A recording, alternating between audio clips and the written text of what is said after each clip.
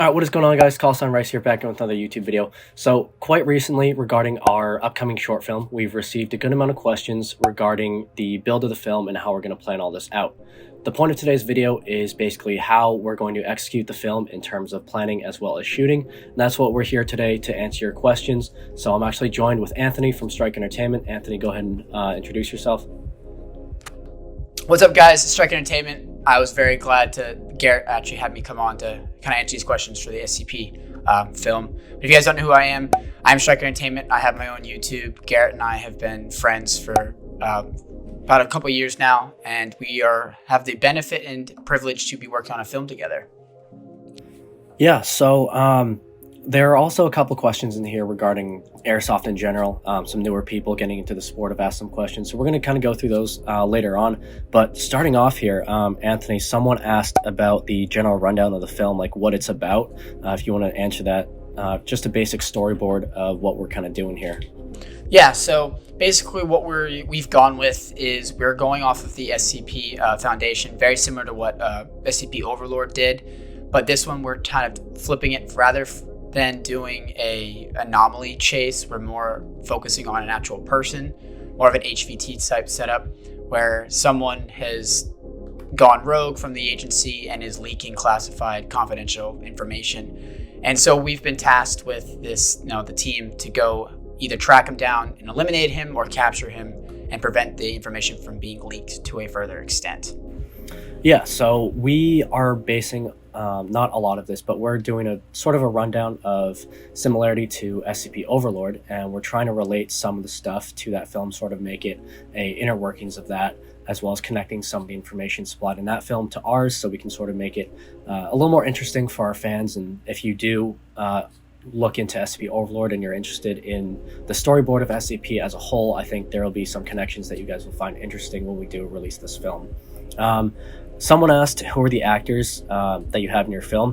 While we can't disclose who exactly is in our film, we can give you the general rundown of what we're looking for in terms of casting. As of right now, we are still looking for some cast and crew members for our film. So for this video, or for this short film that we're doing, we are looking at a basic operator team of former and current MTF operators. That's going to be two-man teams. And then for enemies, they're basically hired mercenaries, as well as the main antagonists that are going... Jesus Christ, there are people outside my hallway. Fucking annoying ass college kids. Anyways, yeah, so the antagonists are going to be... It's basically one main antagonist that we're really focusing on as the HVT, and then as well as some side characters, an analyst, and some other people that we're going to be working into this film. But you guys won't officially know who they are until we do release this film. So that's basically all the information we're going to give you as of right now in terms of actors. Someone asked, Anthony, is it in person or is it online? That's kind of interesting because I've never seen a film that you do like online with other people. Yeah, I don't really know what that is particularly asking. As you said, I've never heard of a film that would be considered to be online. But to answer your question, yes, it is very much an in-person thing. I've had a lot of people actually say, when I come to them saying, hey, are you interested, or they've expressed interest, they've said, oh yeah, like I'm really busy the next coming week, so I don't know if I can do it. People just assume because we're kind of approaching this that it's a project we're doing in like 2-3 weeks.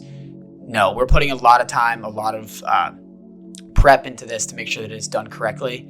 And that's why it's getting pushed out into the summer, because that's how much time it's going to require to get this done, to be done properly. And I'll call it professionally, even though that's more of a stretch. Yeah, so I've honestly never seen anyone do a film online, and I don't think it would give the full effect of a short film if it was to be online.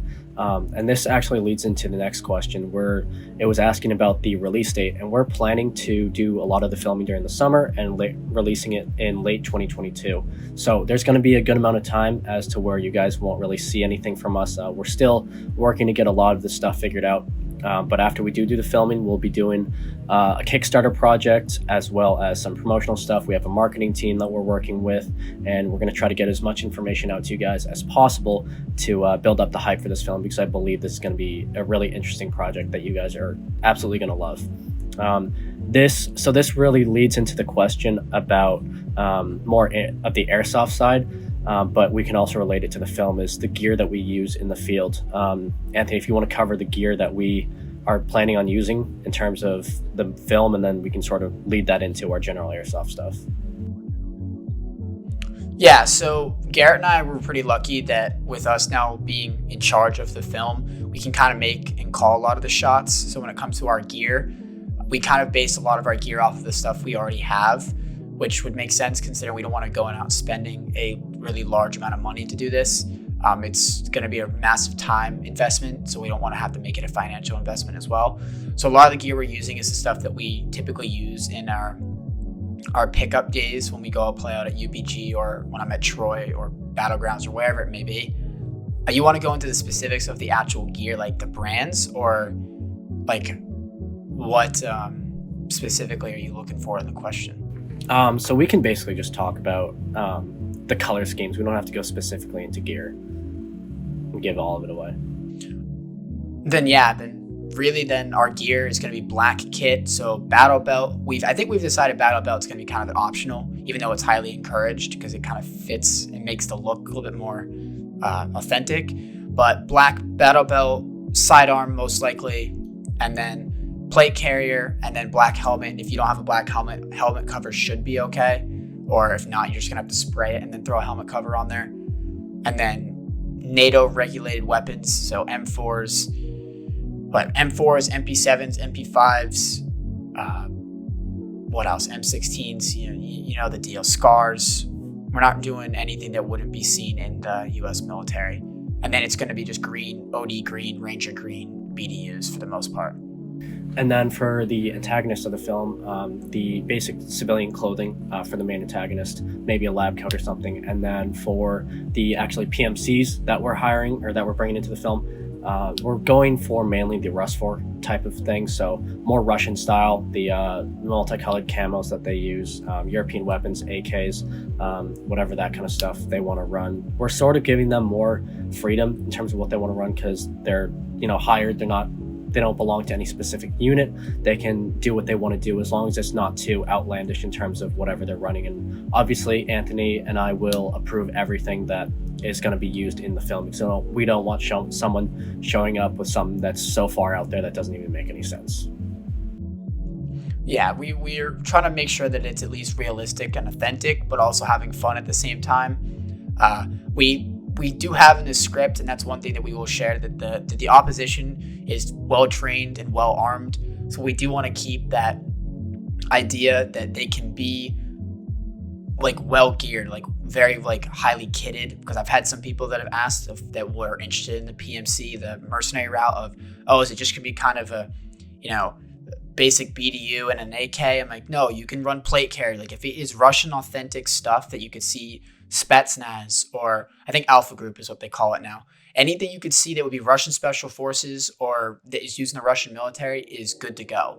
As long as it's not super flashy, we shouldn't have a problem with it. So you could be as kitted as you want. Yeah. So that will all get figured out and ironed out, and we're going to share all of that with our official cast. But now leading into basically our basic airsoft lives, I mean, the gear that I use in the field, so I've had a lot of questions of people asking me, why do you run this? Why do you have this on your stuff? I typically don't run that much stuff in the field. I try to go as light as possible. I don't know if Anthony's really the same way, but I have a basic helmet, ear pro, so I don't get shot in the ear. Everything really serves a purpose, and while a lot of people have that bias of, you really only need a hoodie and a couple magazines to go play, you are absolutely correct. But that's really not the way I play. I choose to go with everything that's going to assist me in the field. I've actually had some people come up to me and be like, you don't need magazines on your belt, or you don't need a sidearm, you don't need a leg strap for your sidearm. And personally, I disagree.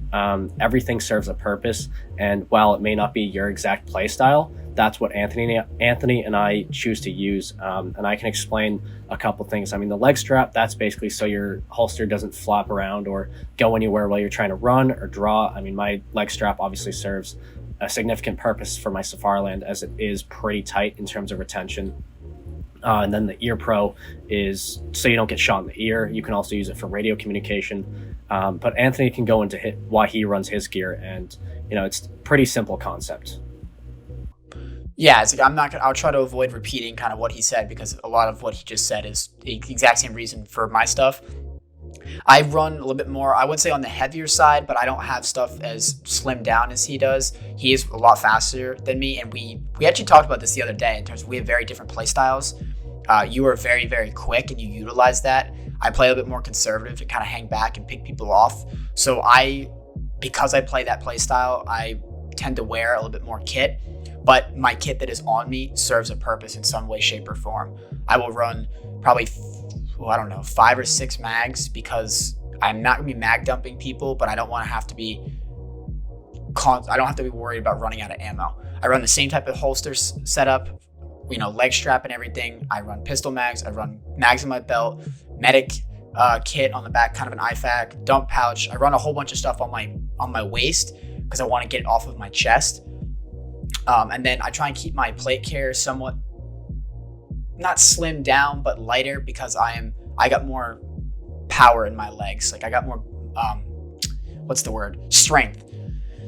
I'm very much bottom heavy rather than top heavy. So I like to put more of my weight on my legs because I can carry it a little bit easier than on my chest and shoulders. But that's really it. We have the exact same plate carrier from my understanding. And then similar belt setups because it's just what worked. We found this is what works for us. Yeah, and sort of leading off of this is one of the questions I got in my TikTok comments. Someone wanted a tour of my rifle and my attachments. I mean, Anthony and I really set up our rifles in extreme similarity. It's actually funny. We have a lot of the same kind of optics and that kind of stuff, but basically in one of my videos, it was from Ghost Town, I was using my Crytek Trident Mark II SPR with an EOTech 551 replica, Surefire Streamlight replica with a couple switches and that kind of stuff, but we really use the same kind of stuff, and then I obviously use the Mark 18 with the same setup. It's basically just running everything that's practical on your gun. You don't want to overflow it with attachments, but you also don't want to have stuff to where you're not going to be effective in the field. And Anthony can sort of explain that further if he wants to. Yeah, exactly. He summed it up pretty well. I think that's kind of the one thing is why we get along so well is we see and do things in a very similar fashion. Great minds think alike in that type of sense. We run our guns very similarly. I've, in recent months, because I've got my zoom cam now, I've gotten rid of my pec box that I would typically run on the front, but I run my light the same way with the pressure pad on the top rail. Primarily, I've been running my SAI Gray by EMG a lot because I've absolutely loved using it. So I've changed some things around, but I run it pretty much the same way for the past couple months. I'll swap between a hollow sight or an T1 knockoff, and I'll run a M600 Surefire knockoff light. I think it's a Scout version technically because it's smaller. Yeah, the Scout series is the smaller version. But then I got rid of my pec box and threw my zoom cam on there. But I also have my Mark 18 that I haven't physically got my hands on considering it's back at my house and I'm at college. But I'm going to be running that pretty much the exact same way because that is what I've found to just work for me. Everybody is different, so people will find different ways to configure their guns, but this is just what works for me and this is what works for you. Yeah, so it's actually kind of funny. Now, Anthony, God, I can never say that. Anthony and I will not only have the same plate carrier and gear setup, but we'll also have the same gun now, which is kind of funny. I mean, it's not exactly the same. I have the EMG version. Anthony has the VFC Avalon version, but it's funny. We always get stuff and then happen to have the same stuff. So we're basically just running exactly the same kit.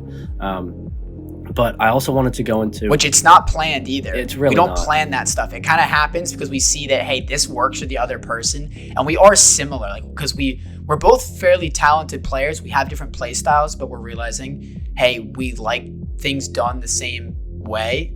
So we typically copy off of one another because it seems to be what's the most effective. Yeah, I mean, Anthony got a Glock, I got a Glock. I got a Mark 18, Anthony got a Mark 18. Anthony had the Yakuza vest, I got the Yakuza vest. It's actually kind of weird. We always just, basically what he said. I think we also have the same ear pro as well. I think so too, yeah. We sort of go off of each other. But this also goes into, not a question specifically that we get, but it's something that comes up a lot sort of in the Airsoft community is running replica stuff as well as going on Amazon. And I think Anthony explained this really well in terms of one of his older videos. It was actually a really well put together video for a lot of people that are starting in the Airsoft community is buying gear off Amazon. And I think I'm gonna let Anthony go more in depth, but my short answer for this is as long as you do your research and you look up the reviews for this kind of stuff, you can find a lot of quality gear off Amazon. I mean, I personally have the majority of my kit is from Amazon, but you know, Anthony's been playing a lot more than me, so he can go into it further. Excuse me. Yeah, it's very situation dependent. I think because we're playing Airsoft, and I think the video you're referring to is when we did that loadout video last summer, and I kind of explained it because that was a comment that came up all the time in the comment section of, you know, oh, it's like you're using Amazon knockoffs, like how do you know what you're talking about? People forget you're playing Airsoft. You don't need to take it ultra seriously in sense. I mean, sure, you may be looking the part, but that doesn't mean that we're going like ultra hard, super serious, like LARPing. It may look like that, but at the end of the day, it's still a game. If you're going out and doing the real steel stuff, then 100% you should invest in the quality equipment, because that is also for your own personal safety. Airsoft is very different. I mean, you don't want to skimp out on the iPro because that is the most important piece on your kit. But if you're running around in the backyard or you're going to a field, you don't need to worry about spending, you know, $400 or $500 on a full Cry JPC and Cry, you know, BDUs and all that. It's not that serious. It's really not. So I found a plate carrier that works as long as it holds up and it gets its job done. That's all that matters. I found a plate carrier. I think the Yakuta one's like 110, 120. It's not a beginner plate carrier, but you pay for what you get. It's a Chinese knockoff, right? That's fine. It has not fallen apart on me, so I don't have a problem with it. If it fell apart on me in the first 3 days, I'd be a little pissed, and rightfully so. But everything I'm using works for me. It gets the job done, and it doesn't require me to spend so much money. Airsoft is an extremely expensive sport, and I can never preach that enough. So be wise with your money and realize, hey, these are things I don't need to spend gobs and gobs of money on, because it can be put somewhere else financially. And even outside the airsoft sport, you know, if you have a car, you got to pay car insurance, you got to pay for gas or whatever. Put that money there and save it on the airsoft stuff. You know, you can really run around with a hoodie and some basic mags and a decent gun, and you'll do just fine. You really will. And some people forget that. Yeah, I mean, so there's obviously a span of how far you can go with Amazon, obviously, and you'll have to eventually go further than that. But I mean, to start off, and I don't think we preach this, we could preach this enough, is that for your first time, if you're thinking about going to play Airsoft, just go out to the field. Pretty much every single field. I don't even know a field that doesn't offer it, but there's always a rental package, right? Rent a gun, rent a couple mags. They'll give you a battery. They'll give you starter ammo. Just go out, play, see if you even like it. I mean, I was lucky because I ended up liking the sport, but I mean, I went out, I bought a ton of gear, and thank God I liked it, because if I didn't, I'd be down around like $200 something of guns and gear that I wouldn't have any use for after. So, I mean, obviously just do your research and try it out for the first time. It's just like anything, right? If you went out to play lacrosse, or you went out to go soccer, football, whatever, any other sport, you wouldn't go out and spend upwards of $300 on a helmet, right? Because, I mean, I don't know if anyone else that watches my channel plays lacrosse, but when I first started playing, I got a Cascade R. It was like $250, and I ended up only playing for 2 years. And I mean, it kind of just went to waste, and I ended up spending over maybe $2,500 on the sport, and now I just have a bunch of lacrosse gear that's sitting in my basement, and I don't even use it anymore. So kind of just goes with any other sport. Yeah. And speaking on that, I think it's a good thing, considering that you and I have different experiences in terms of how we got integrated into the sport. You went the correct way, as I see it, as you went through it and tried it out. You had the access to some of the gear to get into it, and you didn't have to invest all that much money until you liked it. I was the exact opposite. And so I'm a prime example of what not to do. And that's why I really try and preach it to everybody else, is because I went into the sport really, I had a basic gun and I thought I was really going to enjoy it.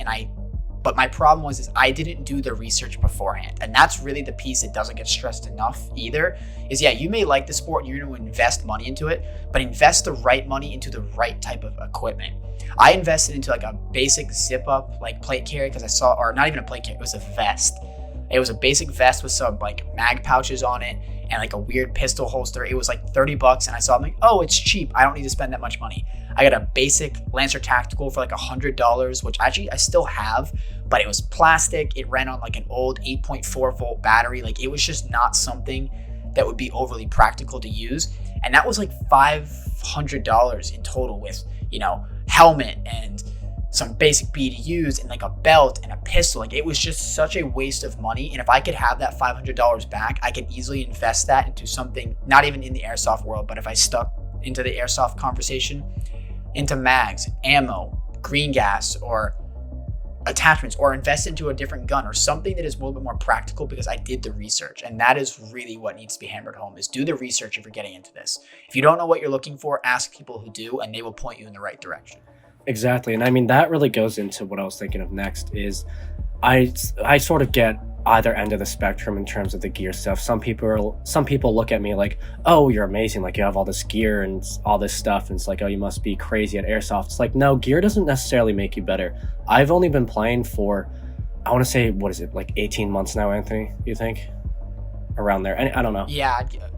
Early June, and people come up to me at the field and they're like, oh, how long have you been playing? Like around like 4 or 5 years now? I'm like, no, I like literally just started this sport. I'm like, oh, you must be crazy because you have all the gear. It's like, no, I play like any other person. Sure, I may have some more speed than the average person because I've grown up doing sports, but gear, and I can't stress this enough, gear doesn't make you better. Yes, it may make you a little bit more effective in terms of some engagements that you get into versus the average regular airsofter, but it's not going to up your skill level. You might have an amazing Polar Star with a crazy engine in it, but if you can't aim and you can't hit shit, then you're still going to be an ass on the field. And I mean, I was lucky. I started airsoft about like pretty late in my lifetime, when I was like 18 or something, but I grew up watching T-Rex Arms, Garand Thumb, Mil-Spec Mojo, Jet Desert Fox, all these airsoft and real steel firearms creators, and I actually practiced with like Nerf guns and stuff, my reloads, fundamentals, switching hands, firearm safety. And while I don't shoot real steel, I think a lot of those videos and practice when I was a kid actually carried over. I mean, I don't want to toot my own horn, but if you guys have seen any of my airsoft videos, I have a relatively fast reload speed, and I think that even watching videos on YouTube and looking into stuff even before you even start can really help with gaining your experience. Yeah, and I wanted to piggyback off of that because there was a couple comments. One, as being an outsider watching it, to kind of like confirm what he just said, he does have a very quick reload, and I will say, because it is cool to watch, because you do have a lot less experience than I do when it comes down to time, but experience does not mean everything. I mean, you put in the time, the effort. You and I also talked about this. This like last week, is that you put in the time and the effort into this stuff where I don't, and it shows.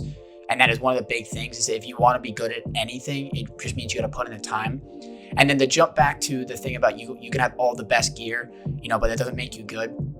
I'm going to quote something that Lucas Botkin said, and people are like, oh, whatever, but you preach T-Rex Arms all the time. I'm like, I try not to, but it relates to this point. It was one of his videos about what gear should you start with when shooting, and it was a great closing line that he said as he was kind of ending the video. And it was, you can dress up a pig at the end of the day with, the Gucciest gear and whatever.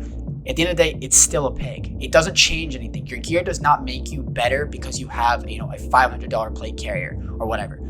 If you don't know what you're doing with it, if you don't know how to aim, if you don't know how to reload, you don't know how to do any of that stuff, you are no better than someone on the field who has no idea what they're doing, even in like a hoodie and jeans. So if you know what you're doing, or you feel like you know what you're doing, or you need to get better at it, work on it. And that's how you get better. That's really it. Just practice. Just because you have the gear don't mean you get to walk around feeling like you're hot shit, because at the end of the day, action speaks louder than words. And if you got $600 worth of shit and you can't do anything about it, that's really going to look bad. And I've seen it happen, and Garrett has too. It's pretty bad. Yeah, it's pretty embarrassing. And this is actually funny because I posted a video about this on TikTok a little while ago. Didn't really relate to exactly what we're talking about, but I mean, you see these guys fully kitted out in this mil-spec gear and for all the Milsim games, and then you come up to them, you talk to them, they're a bunch of crybabies, right? There's this video that I have from one of my friends, Jathan. A big shout out to him for actually getting this footage. Yeah. But it was this guy. Classic video. And I'll go into the detail about these people later on, but there's this guy that was in an engagement with Jathan, and you can see him rushing up to Jathan. He had, I don't know how many shots it was, but a bunch of them were center mass, and he was just running up. They get talking, and this guy is on the brink of tears. His voice was breaking, and he was screaming at him, and it's like, you guys don't call your hits, blah, blah, blah. The guy probably wasn't even shooting anywhere close to Jathan. They're fully kitted out. It's this full team, And Anthony and I have had several run-ins, both together and on our own, of these guys blatantly cheating. And it's ridiculous to see these people. They think they're so much better than others because they have this amazing gear. Yeah, and I know the video you're talking about because I remember Jathan sent it to me at one point. And I've been playing with Jathan. I've known Jathan longer than I've known Garrett. I've known Jathan now, I think, almost 3 years. I think it'll be 3 years in December. And so I can vouch for him when it comes to his play style. He's not a very aggressive player, but he's very quick because he's relatively like small. And he's a very good player, and he's a very honest player. Like, he's also one, like, if he just gets hit, even if it's a ricochet or whatever, he's just like, all right. Like, I shouldn't say he doesn't care, but it's that same thing. He doesn't care enough to be fight back on anything. It's like, he gets hit, it's like, all right, no big deal. He'll just walk back and not give it a second thought. So it was definitely funny to watch, and I know exactly who the player is because he's a regular at UBG, and I don't know his name, or I do know his name, but not to like name drop people. I've had experience with him before, and I actually have a clip of him personally shooting him when we went to it was the first time we ever went to UBG, actually, Garrett. Remember that little edit we made, like 15 seconds when Strike Entertainment started? Mm-hmm. Yep. Like, and I did that like flank with my MP7 around the back of Ghost Town. Yep. I shot him. Now, he was the first person in that clip because I got to go back and find it. Oh, I have it still. I know who the player is, whatever. Yeah, exactly. And so moving away from the player, it's more just the overarching idea of, you've got people that take this stuff so seriously and lose the factor or the realization that at the end of the day, this is still just a game. I get people take this ultra seriously, but you're not competing for money. You're a bunch of grown men playing dress up with toy guns, shooting plastic spheres at each other. Like, it is not an end all be all life or death situation, and people really let that slip, I think, in the heat of the moment.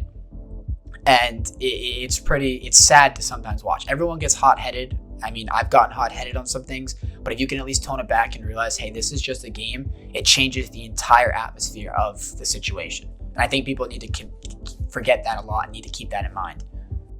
Yeah, I mean, to end the video off here, I mean, like, as Anthony said, it's a game. It's dress up, it's show off, right? But it's still a game.